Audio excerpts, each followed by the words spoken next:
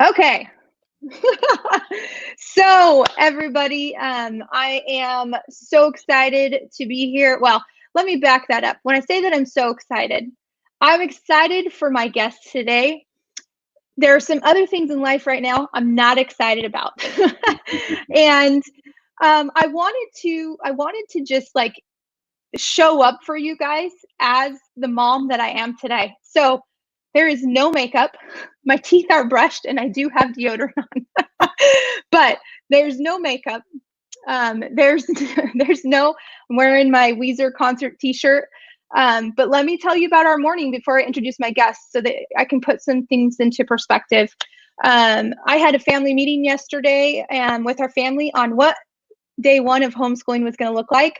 We had our seating chart arranged. Like, I thought I was so organized. I was telling Mike before we jumped on live that I have my Google spreadsheet with all my usernames and passwords, which is there's a lot when you think about that we're homeschooling 8 children in my house right now. And we're done with homeschool. My kids are actually swimming in the pool. I told Mike there were 3 meltdowns and 2 of them were mine. So in the middle of homeschooling this morning, we also got notice that here in Arizona, our kids are not going back to school. And what that looked like for me is I took a time out, meaning that I came into my bedroom. I told my husband I needed a hug. I cried for a minute. And then I put my big girl pants on and I said, okay, we're going to do this. I knew that we were going to be doing this interview with Mike today. And that's why I'm so excited. So just to let you guys a little know about Mike, and I'm going to let him talk here in a second, but Mke Sissel, he is an author and a specialist when it comes to social emotional learning and how to talk to our kids. Just so many other things that, like, right now in the world that we live in right now, this is the perfect topic. So I wanted to back all that up so you guys know where Christy Jenks is in all of this. As you guys know, I'm pretty real with you guys all the time. I didn't sign up to be a homeschool mom, but I decided today, my goal coming out of COVID-19 is that I am going to be a better parent because I have no other choice. I'm going to be stronger physically. I'm working out more than I ever have. I've decided that an hour and a half a day is what I need. 45 minutes of that is something outside. I'm going to be smarter. I'm using this time to study. I have watched some Netflix and things like that, but I'm studying and I'm doing that. So all of that being said, I am going to turn the time over to Mike because he is the expert in this. Mike, tell us a little bit about yourself, your specialty, and like, what do we need to do as parents right now to help our children? Yeah. Well, first of all, thank you so much for having me on. And I really want to start just by acknowledging anyone that's watching and valuing the space that you're in. You know, I think this is new territory for so many of us. And, you know, there's a lot of emotions that come with that just alone. The announcement today, like you said, I'm sure it triggered a lot of people. And what am I going to do? And, you know, everyone processes things differently. So I would encourage people not to judge others or not to judge yourself. And all you can do really is the best that you can. And I was thinking as you were sharing, this would be a great thing to put on the resume. You were a homeschooler, you were a homeschool teacher for 3 months and you excelled in XYZ. You know, that's really a bulk of what I teach is looking for possibilities, not problems. So I'll give you a quick background. I was a classroom teacher for 10 years. I taught 4th and 5th grade, and 2 of those years were in Oregon, and 8 of those years were here in Arizona. And every single year I taught, my passion for teaching life and leadership grew stronger and stronger. And my passion for teaching academic rigor grew less and less. It's not that I didn't enjoy teaching the content, but as I saw my students come into the classroom, especially when I became a father for the first time, I started to realize that every student brings 2 backpacks with school. One of them is a physical backpack full of books and binders and pencils and erasers. And the other one is the emotional backpack. You know, they're all coming to us with something going on, either mentally, emotionally, socially. And sadly, the way the school system is set up, a lot of our day with students is academic rigor. And that just was so hard for me because I wanted to talk life. I wanted to empower them, not just to be a good student, but to be a good person. So thankfully, I married someone with an entrepreneurial spirit, and she kind of gave me the go ahead to take that leap of faith. And 10 years ago, I started a business where I was teaching Stephen Covey's 7 Habits of Highly Effective Teens. And then I started to create my own curriculum. And then just in the last 6 months, I had the great fortune of joining the Empower team, which is an absolute blessing to be able to go to Gallup, New Mexico, and work with kids that are experiencing some really difficult circumstances. So saying that I'm passionate about this content is an understatement. And I really feel like, you know, in this time in history, especially with what we're experiencing right now, we need emotional intelligence more. There's a lot of research that shows that EQ is a much better indicator of life and professional success.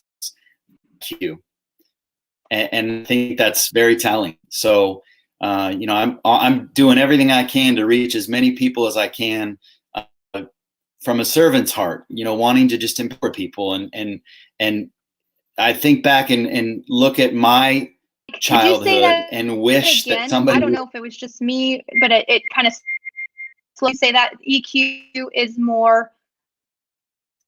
EQ is a much better indicator of life and professional success than IQ.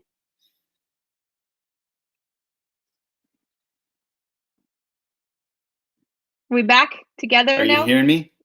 I can see you and hear you now. Okay. I lost you for a minute. And again, everyone's experiencing this as all of our kids are doing online school right now. So I upgraded to the fastest internet available in my area. So I do apologize if there's a little bit of lag time, but So someone says, what's the best way or resource to learn about your EQ? Well, there's lots of ways. They could go on my Facebook page, which is Mke Sissel. Instagram is, I'm forgetting it. I never look at my Instagram. I think it's Kaleido_lead. Kaleido_lead. And then my email. We'll post it for sure. And I'll share my email. I actually wrote a book about 4 years ago titled "Seriously, Dad?" with a question mark. Yes. Because a lot of parents, here's what I found over the years, a lot of parents are trying to teach their kids exactly what I'm teaching them. But when the kids hear it from a fresh new voice, all of a sudden it's interesting. Yep. So what I often say is when kids listen to parents, they're listening through the filter of they're lecturing me. Yeah. And so I didn't want to write a book that was basically just pages and pages and pages of here's what emotional intelligence is. So what I did is I wrote it as a conversation between a father and his 13-year-old daughter. And the father is really imparting these leadership principles, emotional intelligence principles that I'll share in a minute, but doing it in a conversational way as opposed to, hey, sit down and listen to me. And it's kind of back and forth. The girl has a little bit of sass to her and says, yeah, Dad, I'm not a leader. And then, you know, the dad goes into why she is and what leadership is. So a lot of families have read it together, even though it's written as a book between a father and a daughter. It's not gender specific. It's not even age specific. I've had young kids read it with their families and older kids read it with families. So my email is Mike@Kaleidoi, KALEIDOEYE.com. And I'd be happy to send a free PDF version of that book to any families interested. Awesome. Okay, well, let's jump into the meat of some of this. You've got 3 things that you want us to know that are going to help us basically develop emotional intelligence. And I kind of look at it as more than just coping through this, right? Like we're trying to be active participants and not just not just barely getting through this. So I can't wait to hear. I've already started taking notes. So good. So first of all, I use the terms leadership and emotional intelligence interchangeably because I think that in order to be a leader, a true leader, and we'll talk about that, what that means in a minute, you have to be able to manage yourself. So if you hear me talking leadership and emotional intelligence, to me, they're the same thing. My first principle, so I have 3 core emotional intelligence principles I want to share, and then I'll give you an application for each one of them. The first principle is that everybody leads. So if a parent were to ask their child, or for a teacher were to ask his or her students whether or not they're leaders, the majority of the time their answer would be no. And here's why. Because for kids, their concept of leadership is a position of authority. So when I ask kids what is leadership, they often say a boss, someone that's in charge of other people, someone that has people working for them, those types of things. And that's not right. Leadership is not a position. Leadership is a disposition. So there are people who have positions of leadership that are not very good leaders. So my definition of leadership is one word, and the word is influence. So what I often do with kids, and parents can do this with their kids, is you draw a circle and then you draw circles around it. And you say, okay, what do you see in this image? And they'll say, well, I see a bullseye, I see a target. And that's not what we're aiming at, but it gets them kind of thinking, what does this image have to do with leadership? And then we land on the fact that the image is the ripple effect. So here's the ripple effect. Everything you say, everything you do, every single day creates an invisible ripple effect on the people around you, regardless of age, regardless of gender, regardless of where you live, none of that stuff matters, because ultimately we lead by the things that we say and by the things that we do. Now, the question is, how are you going to lead? So what I tell students is there are 2 ways to lead. We can lead with positive ripples, or we can lead with negative ripples. Now, everyone knows that the ultimate goal is to lead with positive ripples, but we're human and we have mess ups. So here's what I say. Great leaders, when they mess up, and here's the cool thing about this content. It applies to all ages. So when I teach kids this concept, the same concept applies to parents. It's just in a different context. That's what I love about this teaching. So when we mess up, the 2 things we should do, number 1 is fess up. Fessing up is simply saying, I'm sorry. Now, what a lot of kids will do, and parents will chuckle when they hear this because they're probably used to it, one of the things they'll do is they'll blame. They'll say, well, yeah, but, and they'll point the finger at somebody. Or they'll have an excuse.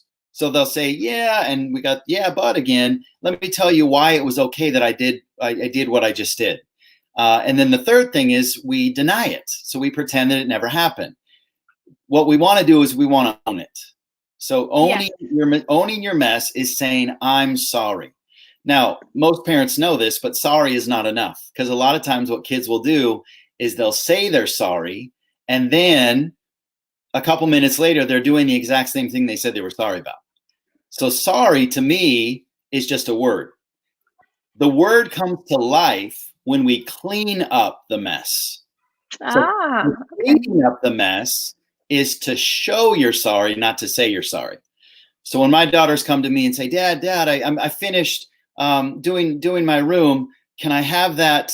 Can I have that toy back? Can I have that stuffed animal back? And I'll say, not yet. I need you to show me that you're sorry now. And what happens is, as kids begin to show that they're sorry with their actions, not their words, they earn trust from parents and teachers and coaches.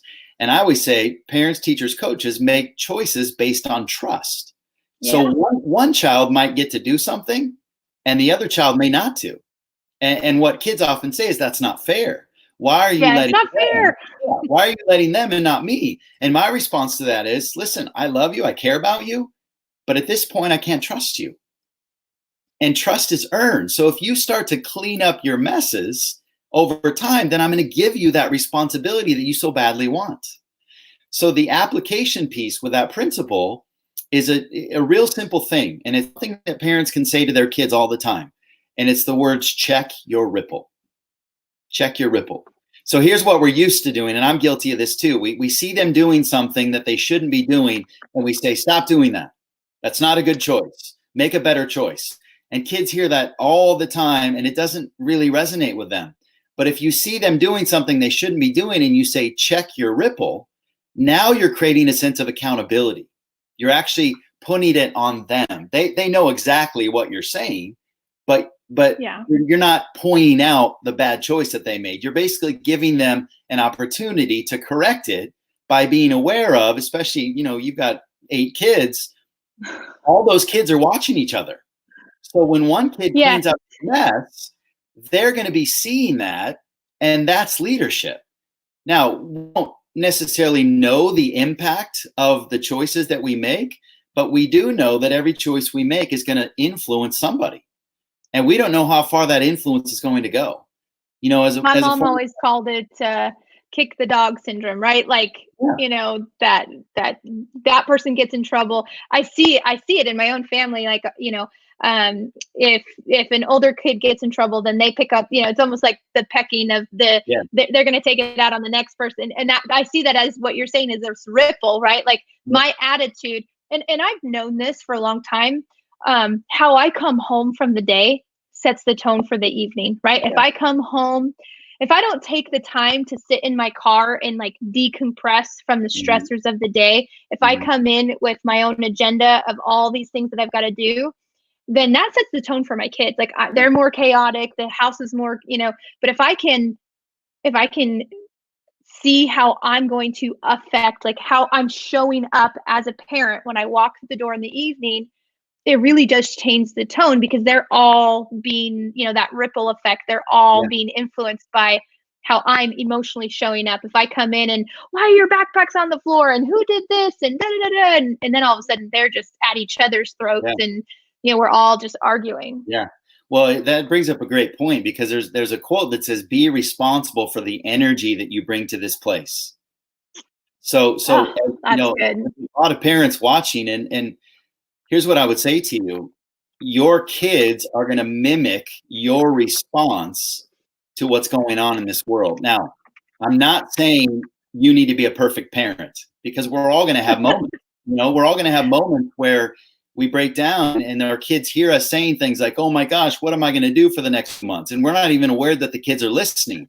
So what I would suggest, number one, just be aware of your energy.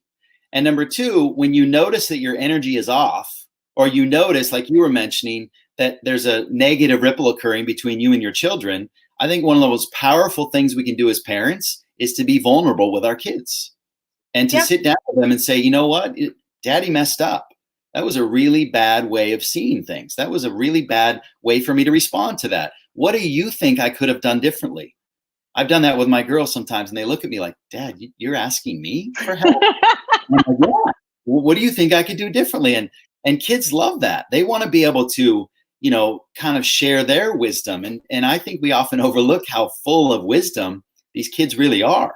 I was reminded of that. We did our first session with Empower last week with Sue Yoakum kicked us off. And one of the things she said, and it's been ringing through my head, is they want a voice and they want choice, right? Like they want to feel like they're being heard.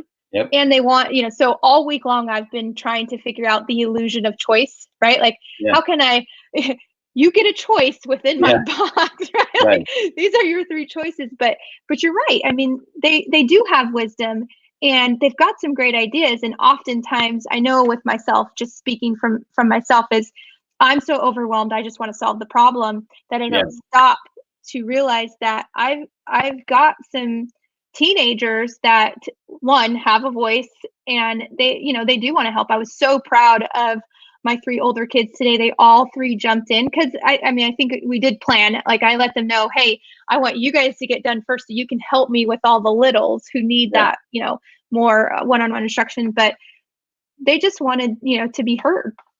Yeah. The deepest need of the human heart is to be understood. Yeah. So I mentioned in the very beginning, everyone's processing this differently.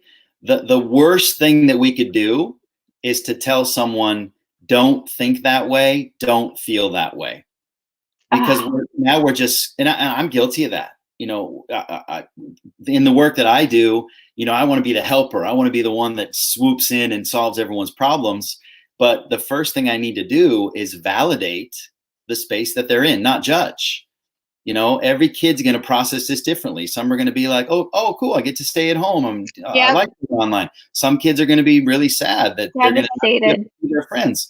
And instead of us jumping in and saying, well, here's how you should think about it, give them some space to just process. You know, you just allow them to be, I call it validating the emotion. Because then, once you've done that, then you've opened up a space for conversation. But if you just jump right in and say, okay, here's what we're going to do, and here's how you're going to feel, and here's what you're going to think, and you know, there's some defense mechanisms that immediately come up, and this is true for us as adults as well.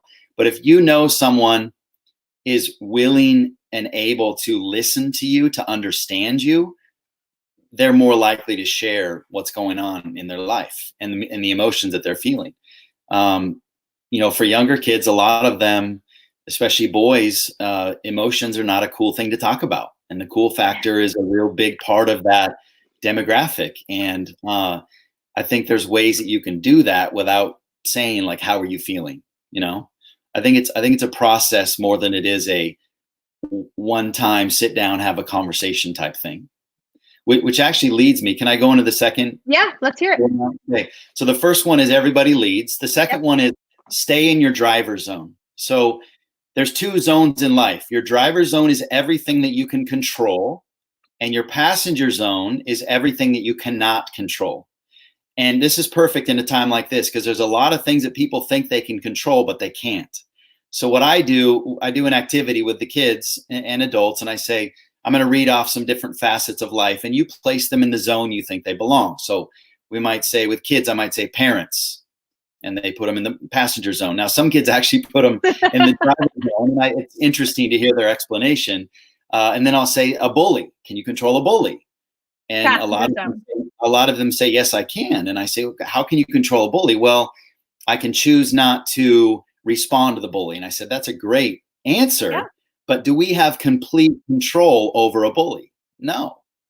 Can we control any human being? No. COVID-19. Now, can we yeah, exactly. Out of our control.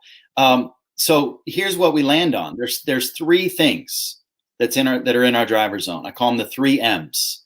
The first one is mindset, the way that I'm thinking. The second one is mood, the way that I'm feeling. And the third one is movement, the choices that I'm making. So the 3 M's is just kind of an easy way to remember what we control. Mindset, mood, and movement. And what happens is if we go out into our passenger zone and try to control something that we can't, we end up feeling more out of control. Yes. We all know this feeling, right? I recognize that there's people that I work with, or even in my own family, I'll try to say, you know, here's what you need to do. Here's what you need to do. And, you know, you get this kind of, that's kind of the boss mentality, right? Mm-hmm. The leader mentality, I always say leaders show, bosses tell. So what I could do as a leader is I could focus on my mindset, my mood, and my movement, and hope and trust that my influence is going to take effect on the people around me. It's called inside out change. The best way to change someone else is to change yourself first. Yes. So what we're often used to doing, especially teachers, is, you know, pointing out what's going wrong and, hey, we need to do this differently. With emotional intelligence, if you're not modeling, or at least trying to model these principles, the kids aren't going to see it as meaningful. So change, Gandhi said, be the change you wish to see in the world. And that's really what we're talking about here is, you know, the power of influence. And that starts with us going to ourselves and saying, I lead myself first. And then by leading myself, I influence other people. So it's a distinction between leader and boss. So the application there is, say your kid is frustrated or angry. And one of the first questions you could ask them, or after you validated the emotion, and when I say validate, really what I'm saying is, I can see that you're angry. Like take my 18-year-old right now. You know, she just found out she's not going back to school, right? Yeah. You know, and she doesn't get to see her friends. Yeah. So I validate that. You know, I'll say, you know what, Anna, I understand. It's really frustrating. You weren't planning on this. Like, Right. no prom. I understand. That's Right. really frustrating. Then Yep. what do we do? So once you validate it, then I would ask a question like, do you want to hold on to this anger? Do you want to hold on to this anger? Because what a lot of kids think, and even adults, we think this is when we're stuck in a place of anger, we kind of make this assumption that we have to wait for it to go away. You're like we don't have any control over it. Okay, I'm angry. I hope joy shows up soon. But the meaning of emotional intelligence is learning to manage, not necessarily control, because a lot of people say, well, I felt angry and I felt like I was out of control. I'm not saying that everyone should never feel angry. Everyone should never feel jealous. Those are natural human emotions. They're going to show up. Emotional intelligence is what you do when they show up. So you ask your child, you know, do you want to hold on to this anger? The answer is probably going to be no.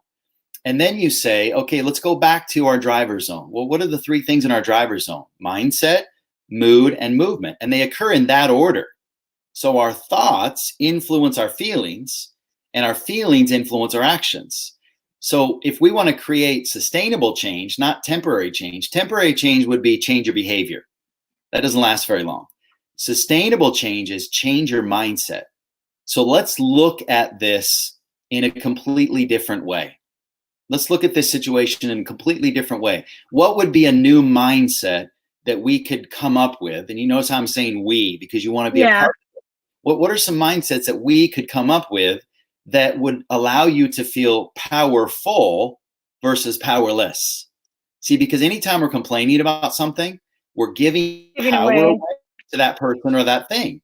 So when kids are complaining about, as much as you understand the space that they're in, about, you know, I'm not going to get to see my friends, I'm not going to get to graduate, those are all valid thoughts and emotions, but they're not going to leave you feeling powerful.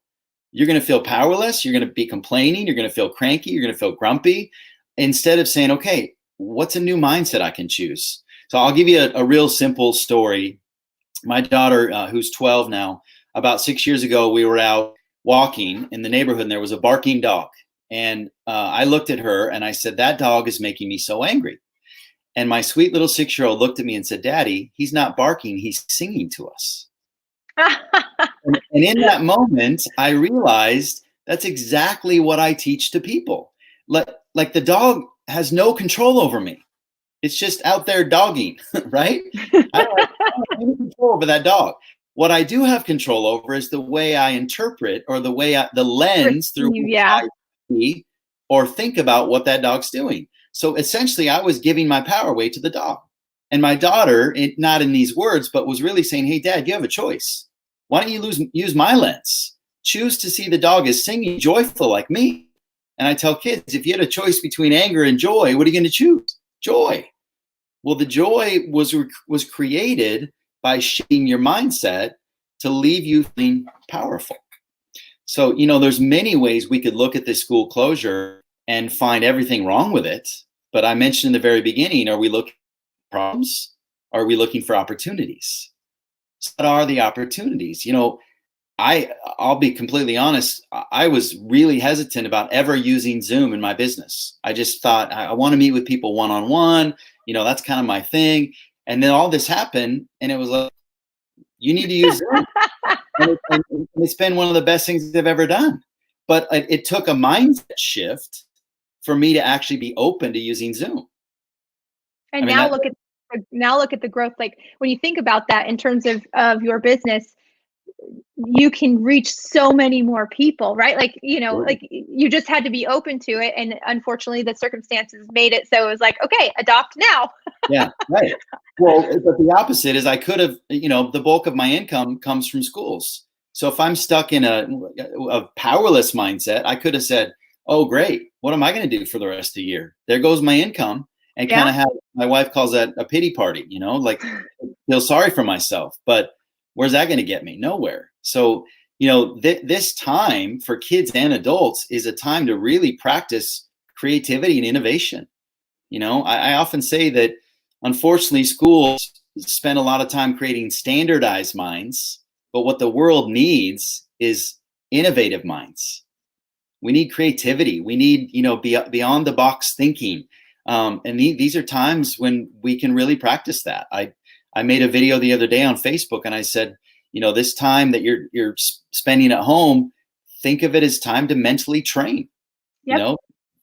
Brain science has proven now that we can literally rewire our brain. And that process happens by learning to choose new ways of thinking, new ways of seeing things. Oh man, I'm surprised that you and I haven't met before in person. I love that we're meeting for the first time, via Facebook Live and everything. But yeah, we focus on in our house having a growth mindset, right? And that's how we have to tackle this. We have to, there are moments throughout this, each day here in Arizona. We're not, some of our audiences in California, some of our audiences in New York, and right, like I know that they have had this impact faster than us, right? Their lockdown happened. We're still just social distancing. We're all experiencing this at different levels and coming to terms with it at different levels. But what I see is the people that are thriving, just like yourself with Zoom, are the people that are saying, okay, this is me taking 1 minute. I gave myself 1 minute to cry that my kids would not be going back to school, which means that I have to continue to cook every single meal and the endless cleaning, endless cooking. And now I'm, taking on this role of teacher, but 1 minute and then realize, okay, now we can adapt, we can change, we can find new ways, right? Like you said, to innovate. And again, as we started out, to come out of this stronger. I'm looking at I love that you said to add this to the resume, because I never thought of it like that, but absolutely. What are the skills that I'm going to add to my resume as we're making history together? All of these parents are making history together. We're doing this. And I love that you talked about vulnerability with our kids. And vulnerability with each other, right? That's why I showed up this way. I did have 30 minutes. I could have made it more presentable, but I wanted to show up authentically as the mom and the business person that I am right now, which is no makeup, ponytail, t-shirt, and just say, hey guys, we're in this together.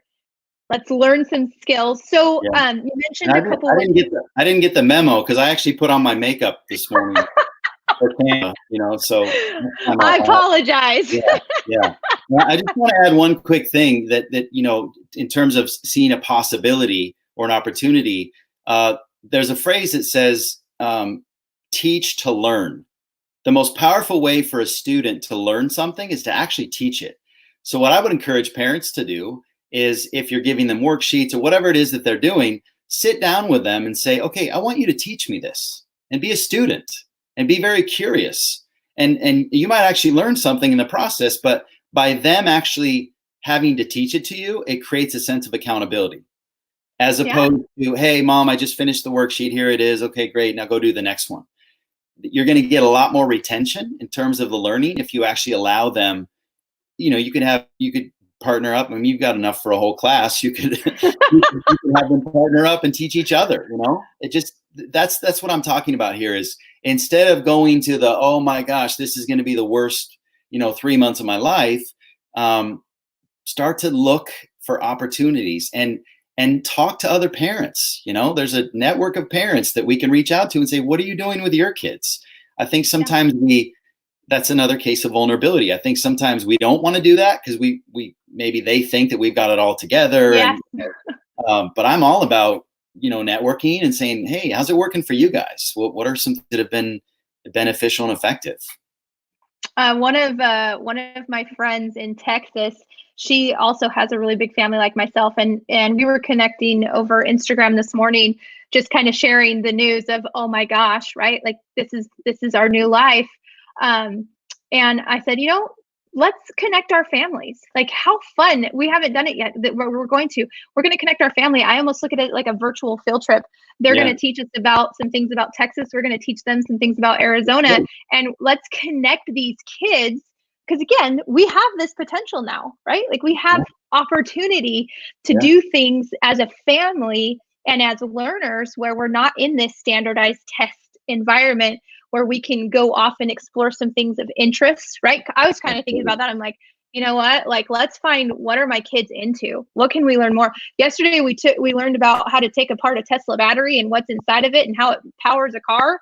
Now, I'm personally not interested in that, but that was the lane that two of my kids wanted to go. And I was like, let's go. Like, let's try to find the joy in this, and make it from the lens, going back to what you taught us today. Like, I look, as an adult, if I start to think about what is going on right now, it's scary for the economy. It's scary for the families I know that are out there that are losing work. It's scary for the families that are still working and now their kids are not able to go to school.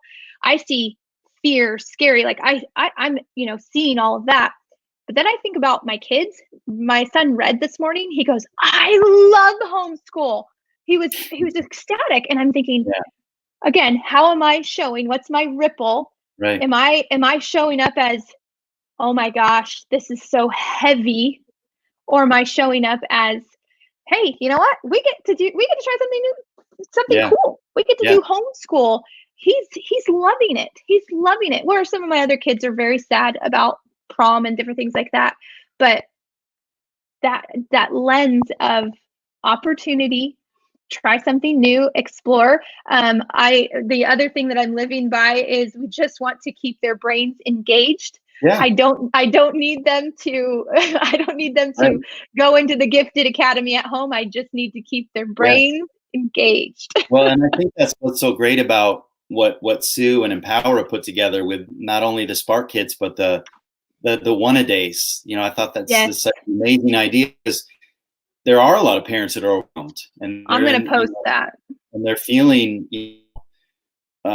unsure of how all this is going to work, and knowing that you can start just one thing a day, that's baby steps, right? And then I think once they kind of get a feel for those one-a-days, then I think we build confidence over time, and we start to realize we can add more and tweak this, and I want to acknowledge the place that we're in, but at the same time say that this is a wonderful, wonderful time to be creative. Yeah.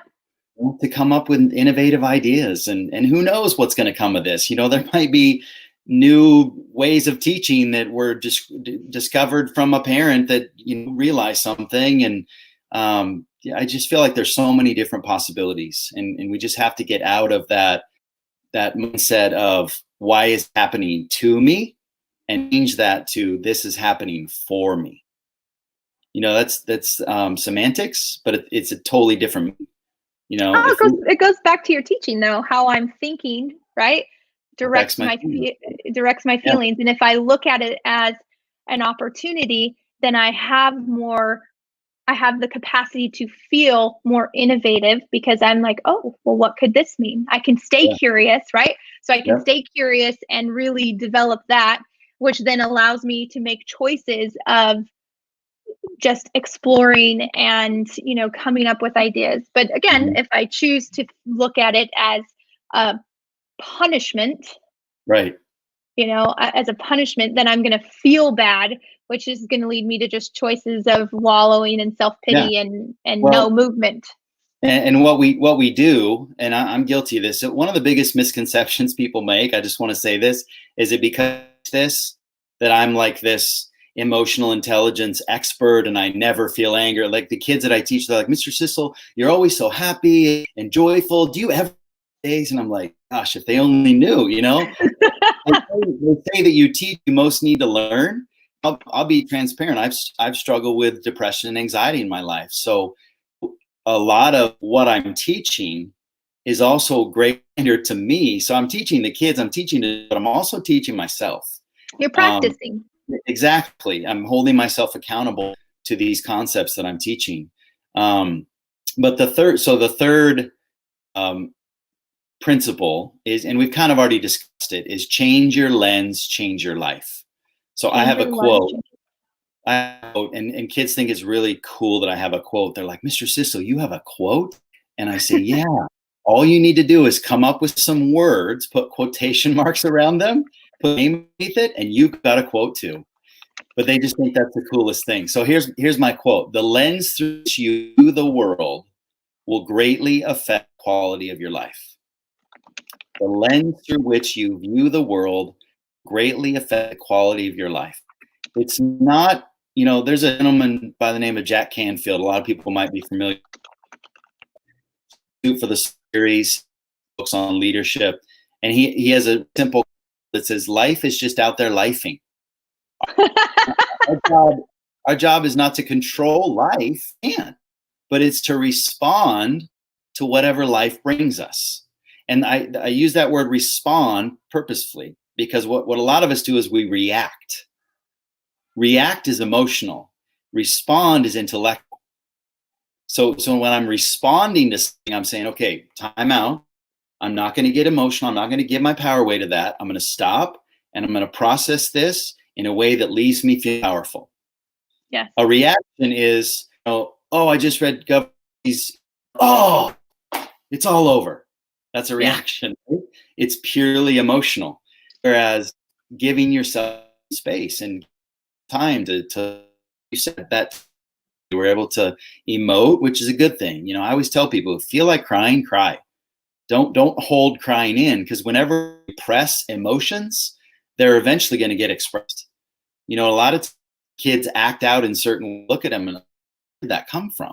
And to be honest, weeks and weeks and weeks of them repressing about it, they'll blow up at a random time. It has nothing to do with anything you're discussing or that's anything that's going on. It's just those emotions have to go somewhere. Yeah. So I think, to allow your kids to need to cry and to emote if they need to emote, but also get to a space where you ask a question: do you want to hold on to this? How long do you in a state of anger? How long do you want to be in a space of frustration, jealousy, sadness? Because that's the key to emotional intelligence. Like I said before, it's not avoiding emotions, because we're all going to feel angry. We're all going to have moments of sadness. But it's, what do I do when those emotions show up? And there's one of two things: either let the emotion hijack me. So there's a term called emotional hijack. When we get angry and we don't do anything about it, I ask, have you ever thrown something you wished you wouldn't have thrown? Have you said something you wished you wouldn't have said? And they all raise their hand. Well, in that moment, you were not in control. Your emotion was. You're emotionally hijacked. Exactly. Yeah. In order to get that back, something as simple as a deep breath, or a 5-minute walk, or reading a book, listening to music. We never want to make important decisions or talk about things when we're in that heightened emotional state. And I would encourage parents, if your child's in an emotional state, not the best time to try to process and to talk about these tools. They've had a chance to kind of process themselves alone. That's when you want to have that conversation. Yeah, a neutral time. Oh, man, you've given us so much today. I appreciate you coming on and going over these principles with us. I took a full page of notes while we were talking. Oh, good. So just tell us again, where can we find your content? Tell us about your book and how we can get access to that, so that, for us that want to go down and learn a little bit more about Seriously Dad, the book that you're going to help us. How can we best get a hold of you? Well, first of all, before I share that, I just want to really acknowledge and say how grateful I am to be part of Hour. It's really been a blessing for me to have my own business, but at the same time be able to partner and reach a need, I think, that is throughout the country. So I want to give a shout out to him. My website is kaleidooye.com, KALEIDOEYE.com. My email I mentioned earlier, but I'll say it again. It's at kaleidooye.com. I'm actually offering Zoom classes right now. In fact, our next one is Wednesday at 3 o'clock every time. So if anyone's interested, it's for ages 10 through 18, and the families. It's really cool. I did the first class. I did probably 3 or 4 families sitting around in the living room, all together, listening to the lesson, having conversation afterward, which is awesome.